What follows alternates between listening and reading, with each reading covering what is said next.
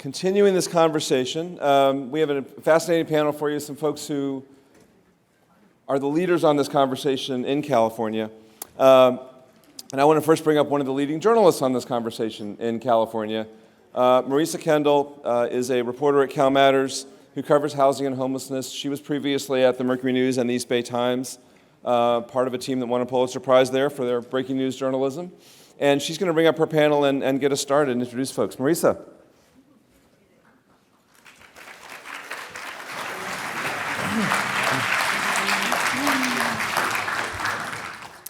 Thank you, Neil, and thanks everyone for being here today. I'd like to introduce our great panel today. First, we have Dr. Margot Kushel, Professor of Medicine at UCSF and Director of the Benioff Homelessness and Housing Initiative, through which she's done a ton of research focusing on homelessness and health.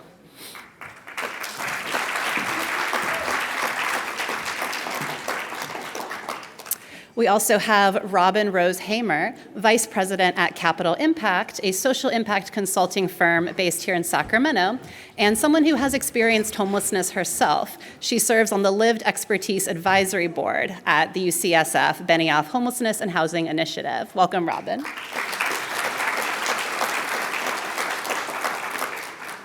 Next, we have Alex Visotzky, Senior California Policy Fellow at the National Alliance to End Homelessness, where he focuses on evidence-based solutions to end homelessness.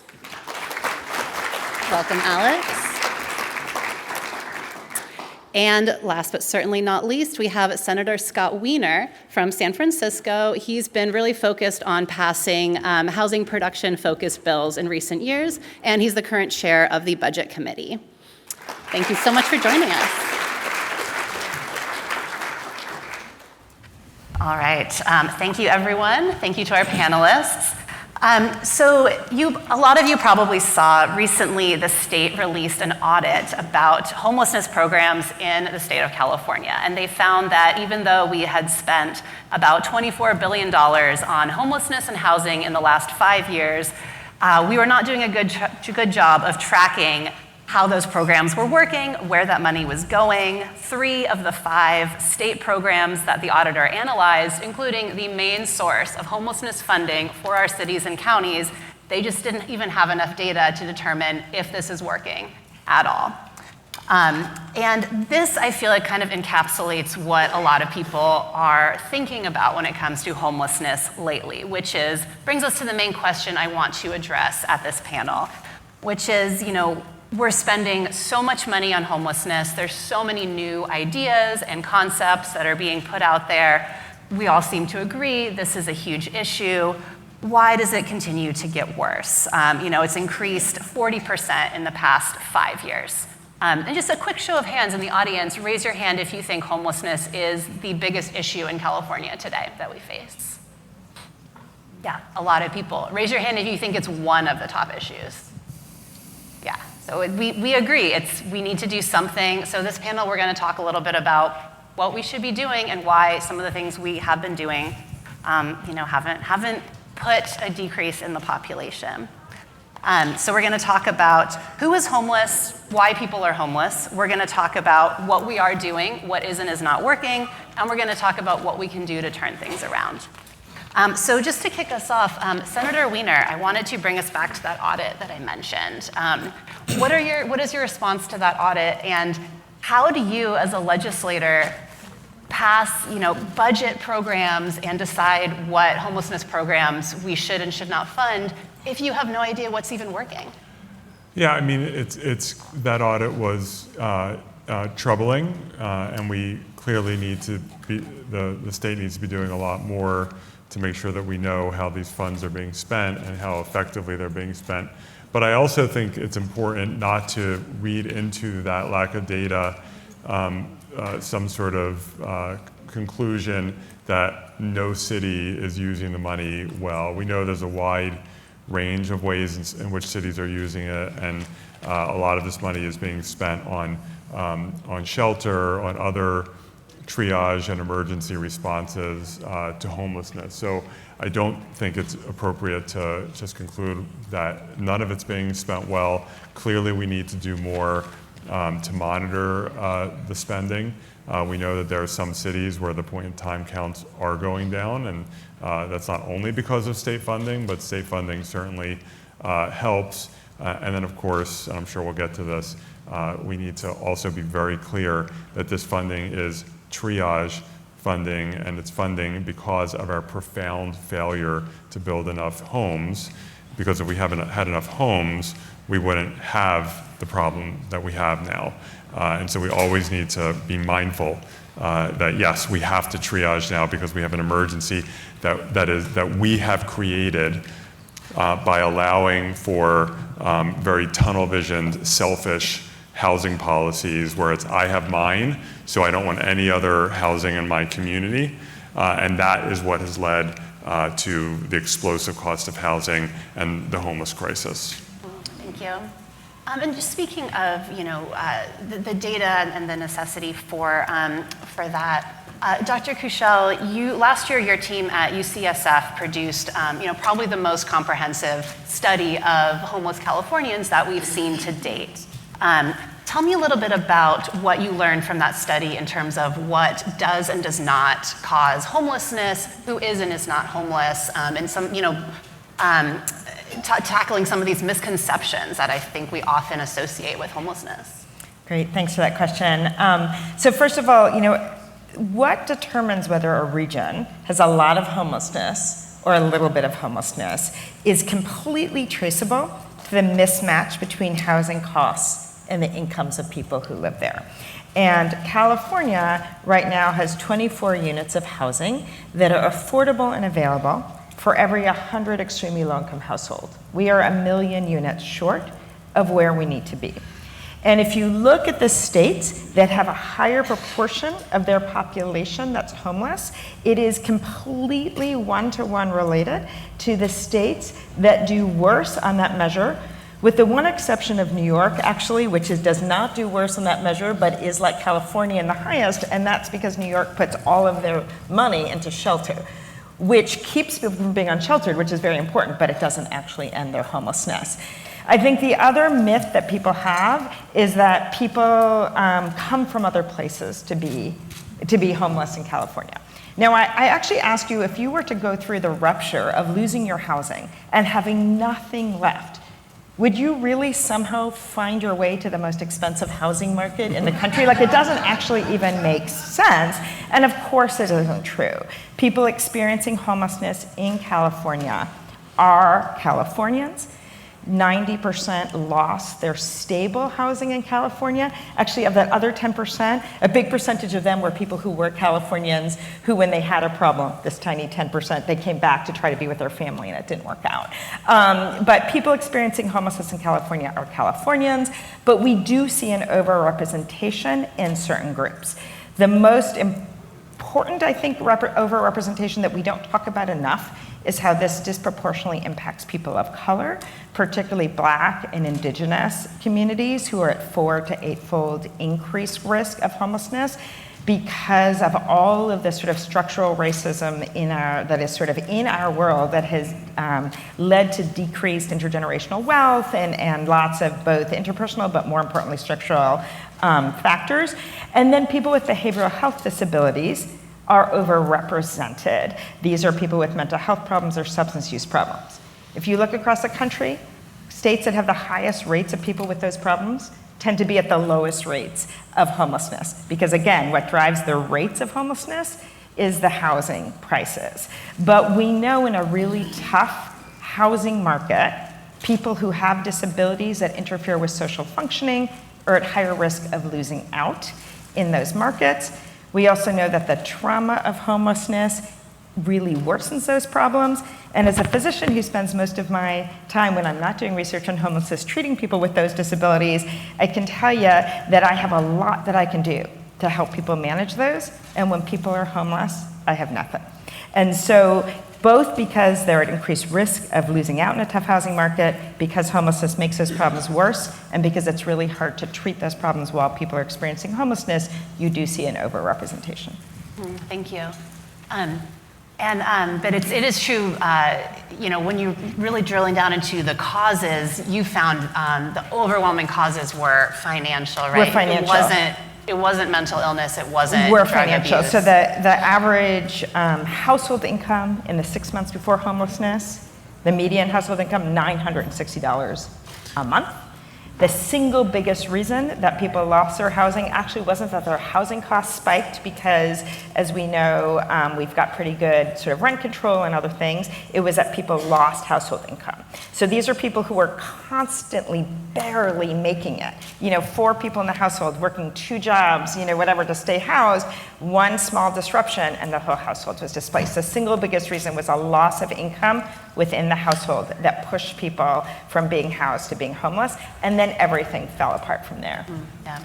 And Alex, hearing what the data shows, tell me a little bit about, the data doesn't always come through in the policies that we propose, right? You and I have talked about this. You don't always necessarily see what Dr. Kushel is talking about in the policies that actually make it, that are actually enacted.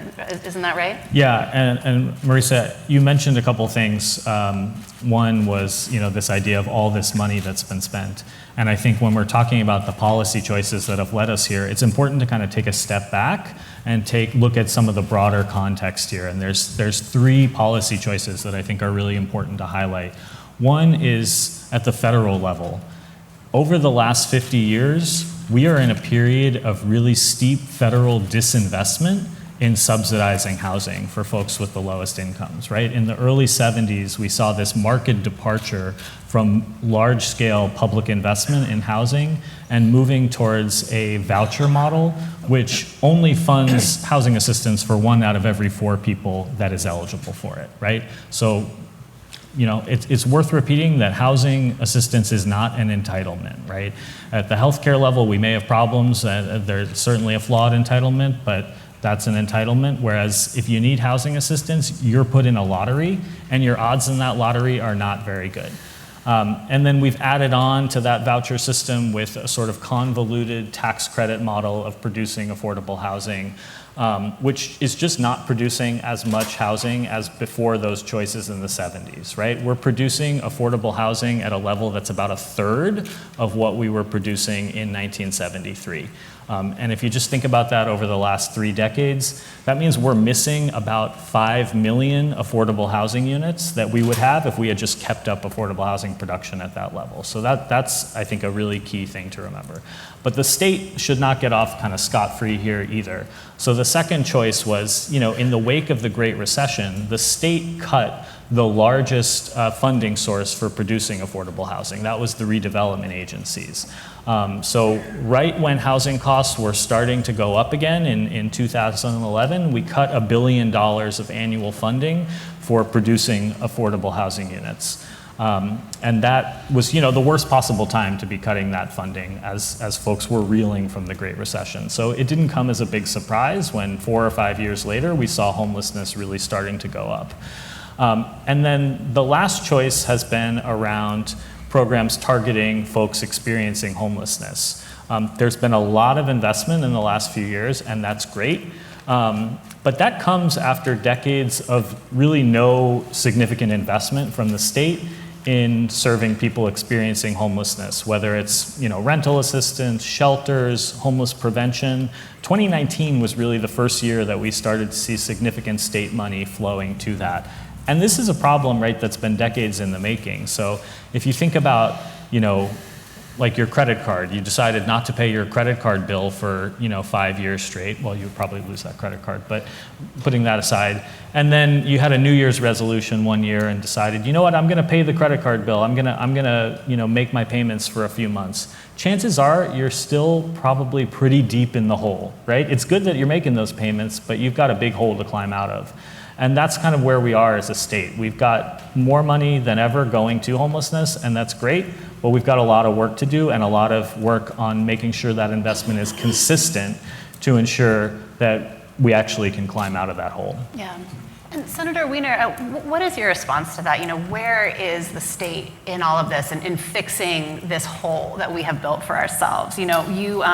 For example, you've done a lot of work on housing affordability and housing production specifically. One of your biggest pieces of legislation recently was SB 35, which streamlines certain types of housing that includes affordable housing to try to get more housing built. You just passed a bill that expands that.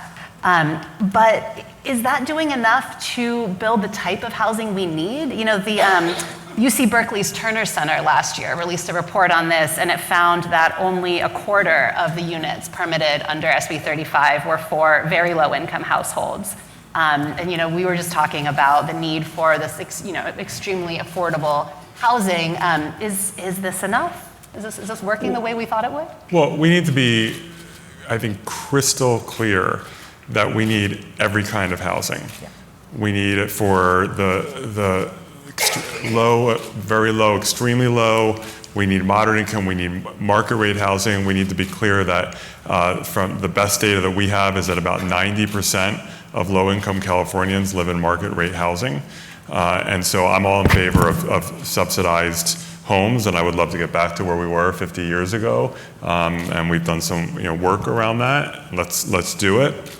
But we are not going to solve this problem exclusively through subsidies. We used to just build a lot more homes overall, and there are so many homes that people are living in today, apartments that were built a long time ago, that are market rate housing, but we stopped building that kind of housing, and so now we've lost like multiple generations of those apartments that could exist now that didn't require a penny of subsidy, and so we have to do all of the above. So I don't buy into the, only 25% went for very low income. I actually think that's really good. If you're saying we created a broad housing tool that applies to all kinds of housing, and 1 out of every 4 homes built under that was for very low income people, to me that's a success, because we're also building for folks who are working class, and we're building some market rate, and we're building supportive housing. So I think that to me is successful. And in San Francisco alone, SB 35 has produced, last I checked, it's more now, well over 3,000 below market rate homes just in San Francisco. So I think when you look at all of these laws combined, we're starting to see success. Our ADU work, where ADUs have just exploded in production, which can be some of the most affordable homes around, and so we just need to keep doing all of this work. It's been challenging because the cost of construction has gone up, first because of all the supply chain issues. Now, when that got resolved, and all of a sudden interest rates exploded, and so this is the long game, and it's about putting these rules in place for the long run, not just saying, well, in the first year or two after something went into effect, how did it do? It took a while for the ADU production to ramp up. It was very, very slow, and then it got fast. So I think we're methodically planting all the seeds. They're starting to have some success, and I think over time they will have a lot of success. We also, by the way, and this caused a lot of tension, we are requiring cities to zone for a lot more multi-unit housing. Cities that have historically refused to zone for any multi-unit, multi-family housing are now being required to do that. That over time is going to bear a lot of dividends as well. Mm-hmm. Yeah. Robynne, I want to bring your perspective into this. We've been talking about the economic drivers of homelessness.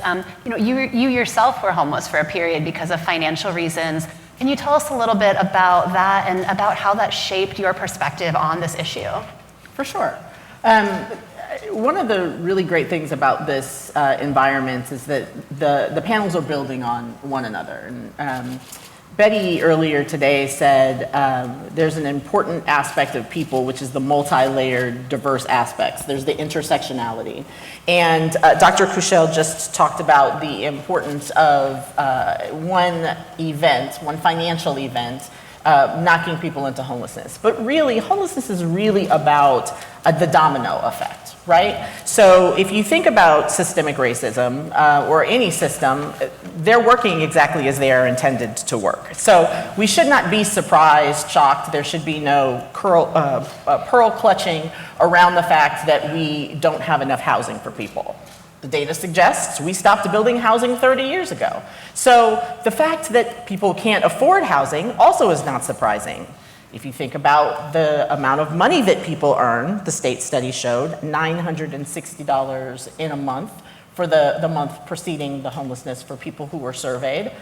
It's not shocking then to learn. If you imagine for yourself, if last month you earned $960 a month, would you still live in the house that you live in today? The answer to that is absolutely not. And I would say for 100% of the people in this room. So the reality is, yes, I experienced that, but while I think I'm very special and unique, quite honestly, really the same as every other person in this room. Yes, we had qualifying events. My ex-husband lost his job. We lost our housing. We had 3 children. Soccer is expensive. Those of you who have children who play that sport understand that deeply. And so, yes, we were experiencing homelessness as a family. But the reality is, these are solvable problems if we fix the systems that feed the actual issue. And so I would encourage us to not think about how do we build more housing and ignore workforce development? Or how do we solve a zoning problem and not think about the educational institutions that are qualifying people for workforce development?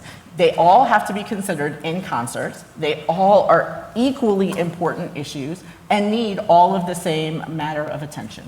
Yeah, thank you. I mean, building off of that,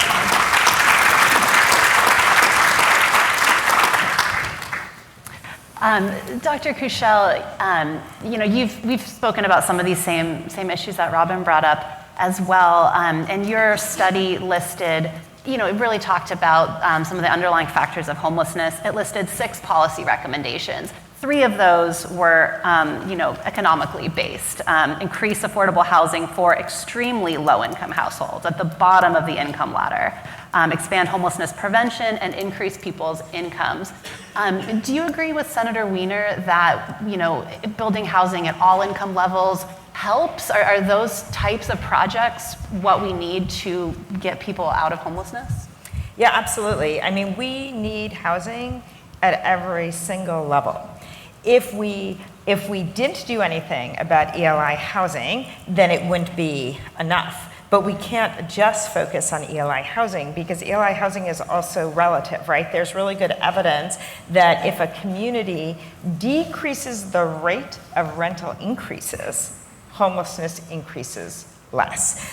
In California, like in where I live in the Bay Area, there was a 10-year period that ended recently where we created 10 new jobs for every unit of housing. What did we think was gonna happen, right? And so what you see is also if you don't create housing at every level, then let's say the professionals are living in houses in another neighborhood, perhaps people a little bit lower on the income spectrum would be, and it just keeps going down. And so that's why we do actually need housing at every level, because in California, we've blown this so badly for so long that we are so beyond the 8 ball.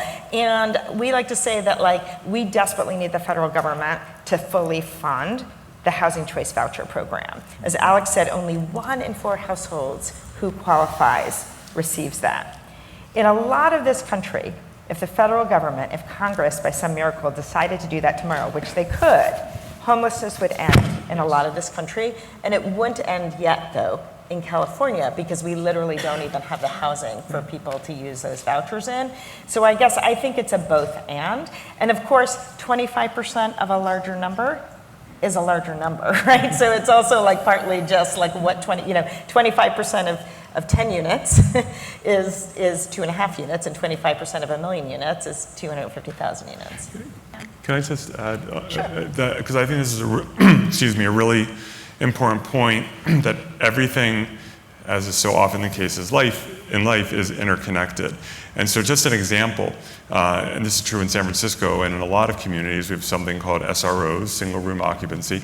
Historically, SROs, which are, not fancy housing, but it was housing that if you were, in tough straits and maybe you had a disability check, that maybe that was your income, that was enough for you to be able to afford an SRO. So it was not the fanciest thing in the world. Maybe it wasn't ideal, but at least you had a place to live that wasn't on the street.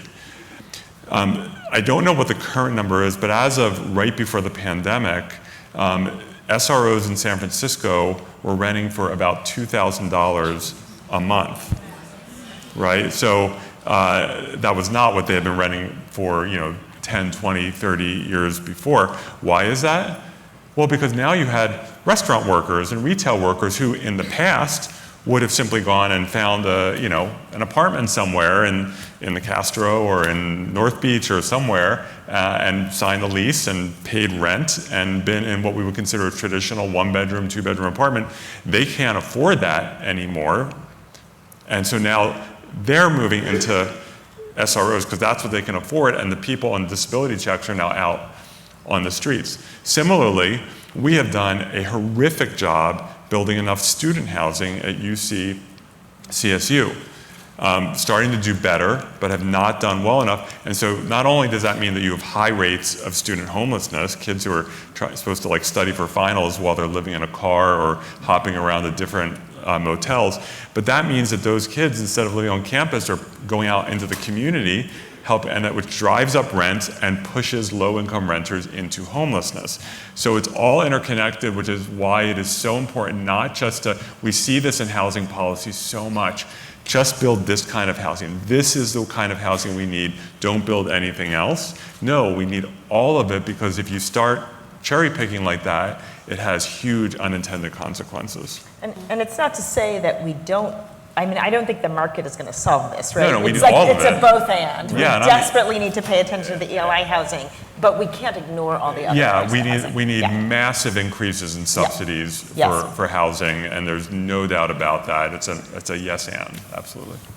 And we just had a decision on the UC Berkeley student housing case, which ties into that. I want to switch a little bit and talk about homeless encampments. Alex, homeless encampments are obviously that's kind of where the spotlight focuses when you look at homelessness. That's what people see, that's what people complain to their elected officials about, and it's very controversial, how different cities manage them. There's been sort of a push recently. Some cities like San Diego are really cracking down and prohibiting encampments in certain places. We have the Supreme Court right now deciding whether to roll back certain rights that unhoused people in California and the rest of the West Coast had when it comes to camping if they have nowhere else to go. Governor Newsom has even weighed in favor of giving cities more ability to crack down on people sleeping outside. What do you think about how all that is going and what we really need to be doing in terms of addressing encampments? Yeah, I think we know what works here, right? And Dr. Kushel's institute and the report they put out, we heard from a lot of people experiencing homelessness on what they needed to get back into housing, and it was pretty clear, right? They needed access to an affordable housing unit. Maybe it was a rental subsidy to pay a chunk of the rent, or just a couple $100 a month to help get back into housing. It was not, tougher rules governing where you could pitch a tent, saying, as an incentive to get them back into housing. Criminalization of homelessness is not something new. It's something that cities in this country have been doing for decades. We know it doesn't work. Right? It's just a shell game that moves people around. It's ineffective. It's costly. We just saw a report from the city of Los Angeles that came out on Friday that just showed the millions of dollars being spent on enforcing their criminalization ordinance, which is 4118. And almost nobody gets housed out of it. I think this is one of those things where we have to reckon with, are we doing this because it is the solution to homelessness, or are we doing it because it's, our instincts are to punish people who are in poverty for their poverty. Our instincts are to build on, all the racism that's been baked into our housing system for centuries. And the other thing I want to mention is it's not just that it's ineffective at moving people into housing, it actually makes it harder to get people into housing, right? When the sanitation truck comes along and throws people's stuff away, they lose IDs, birth certificates, things you actually need to be able to get back into subsidized housing. You lose contact with your case manager who's helping you find that unit. And maybe just as importantly, you lose trust in the public institutions that are trying to get you back into housing if those same public institutions are, trying to move you down the street and throw your stuff away. Mm-hmm. Yeah, thank you.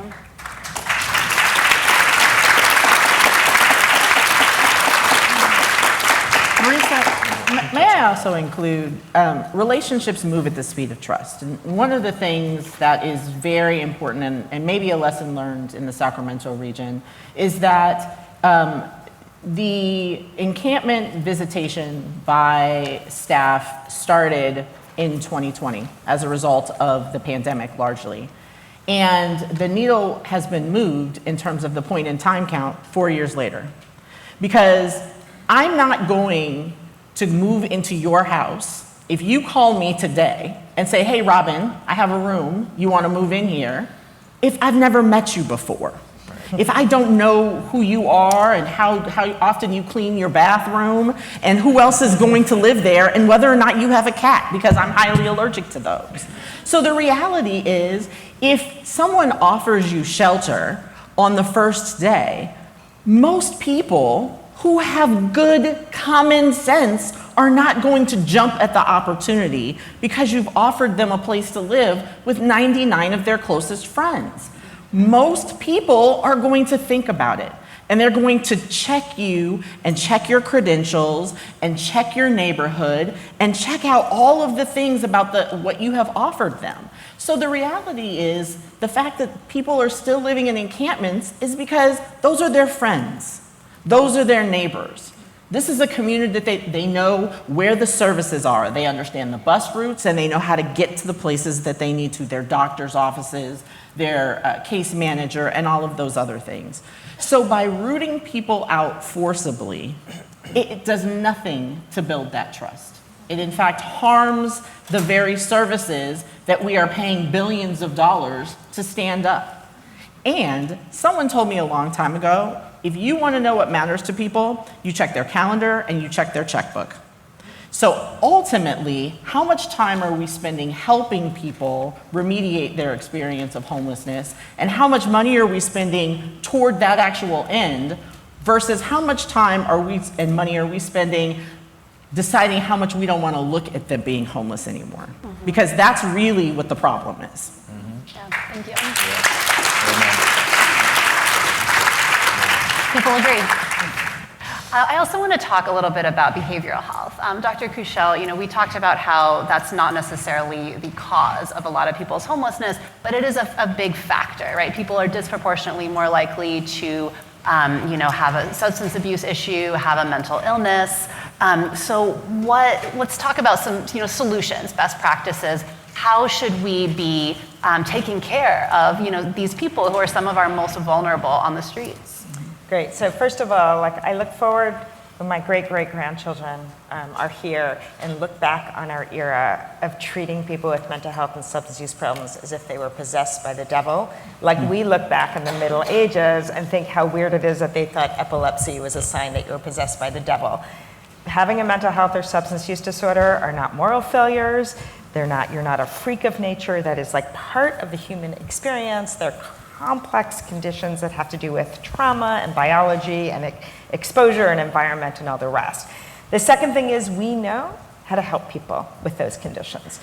We have really good ways to help people with those conditions, and what we need, though, is the safety and security of home. Most people with those conditions can be treated effectively if they have a place to stay. This is not a radical San Francisco idea. You might have heard the idea of housing first. It was brought up by that radical San Francisco Marxist leader, George W. Bush, who was actually the first leader to really recognize that this was the evidence-based way to end homelessness. What housing first is in contrast to treatment first. Mm-hmm. We used to say if you wanted to get housed, you had to go through all of these steps and prove your worthiness. And what happened was people neither got treatment nor housing. It just didn't work. And so they switched it. and said, let's remove the barriers, let's remove the red tape, let's get people into housing, and then offer them these services. And what we found is that even people with the most significant impairments, about 90% of the people with the most significant impairments, so you take like the 10% of people with the most significant impairments, you can get 9 of 10 of them durably housed. And if you don't believe me, I can tell you that a number of years ago, Santa Clara County decided that they wanted to try this. They brought us in to evaluate. We used big data to find the 425 people in the county with longest term homelessness, the most significant disabilities. These were people who had on average like 19 ER visits, 10 jail stays, 5 hospitalizations, et cetera, lots of psych hospitalizations in the last 2 years. These were really difficult people with a lot of struggles. We basically put flags in their chart, and we said to the police, and we said to the psych ER, if you see them, call us, and we would show up. I'm not kidding, at 7 a.m. the next morning after they've been in jail all night and say, hi, you've never met me before, and we want to put you in a study, and you have to sign 20 pieces of paper to allow me to surveil you for the next 7 years, and I'll give you a 50-50 chance of getting housing. We approached 423 people. 2 said, I'm too tired to talk to you. 1 talked to us and said no, and every other person said yes. I don't think I would have said yes to be surveilled for 7 years for a 50-50 chance of getting housing. Every other person said yes. We flipped a coin in the moment, and the people who were randomized to housing, over 90%, 91% got housed. We followed them for 7 years, and they spent 93% of their nights housed. These are the worst case scenarios, the toughest to house. What works? Housing, housing subsidy, and voluntary services, but services that are right there. Right. Each person had a team. There was a team of a social worker, a bachelor's trained person who could fill out forms, and a peer. That little team had 45 clients. So the social worker had 45 clients, but had the help of a bachelor's trained person and a peer. They did whatever they needed to do to help people feel safe and secure. What did we see? A huge increase in substance use treatment, a huge increase in outpatient mental health care, a huge decrease in psychiatric emergency department use, compared to the group who got randomized to not getting it, and durable housing. So we know how to treat people. You have to start, though, with the housing.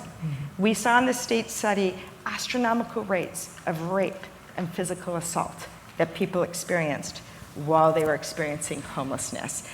We saw over a third of people had all of their belongings thrown out in the last 6 months by a governmental agency, including their medicines, including their ID. That is not the way we solve homelessness. The way to solve homelessness is to get people into the housing and then not just leave them there, but to make it really, really easy to get substance use treatment, mental health treatment, physical health treatment, and guess what? People stay housed and they get that treatment. Thank you.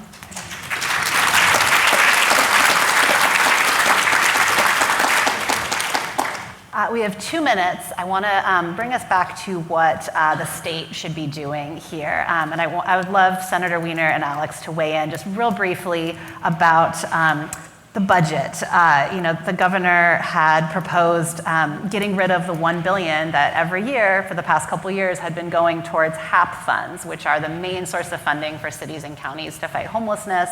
The legislature proposed restoring it. What happens if that $1 billion goes away? Well, the Senate and Assembly, we've put out our joint proposal, and we rejected the homeless cuts, the HAP cuts, and we rejected various affordable housing subsidy cuts that the May revised governor's budget proposal proposed. So the Senate and the Assembly, it's I think a high priority for both houses to keep that funding intact. We're moving through final negotiations with the governor. I can never guarantee success. I'm optimistic about those particular funds because I do believe that the legislature feels very strongly in keeping those funds intact. If for whatever reason those funds go away, we will see more homelessness and less affordable housing. And so I think it's incredibly important. I do want to say, because I don't want to be critical of this governor, we're in a terrible budget deficit, and so I'm not going to criticize the governor. I want to be clear that, and I'm a big fan of Governor Brown. He had a very different approach to investing in homelessness and housing, and every year we would have to fight with Governor Brown about getting homeless and housing money into the budget. We have not had to fight with Governor Newsom on that issue. From the very first year he came in office, he made clear that he wanted our state budget to provide more funding for homeless and housing needs. So there's no philosophical difference. It's just how do we balance the budget this year. And Alex, just 30 seconds, I'll give you the last word on what you think the state should be doing here. Yeah, and I love being able to answer this question next to the Senate Budget Chair. The state, even with the new investments coming in homelessness, still has not made ongoing, continuous commitments, right? These have all been one-time funding sources that we have to kind of scratch and claw for. We start every budget year kind of back at zero on homelessness funding. It's hard to imagine that like our schools would be successful at educating our kids if they had to come hat in hand to Sacramento every year to say, hey, we need money to keep our doors open. But that's basically what we ask our social services agencies that work with folks experiencing homelessness to do. So we need that kind of ongoing commitment of funding to allow them to actually scale up to be able to meet the need. Amazing. Thank you guys. You are amazing. This was such a treat, and thank you all.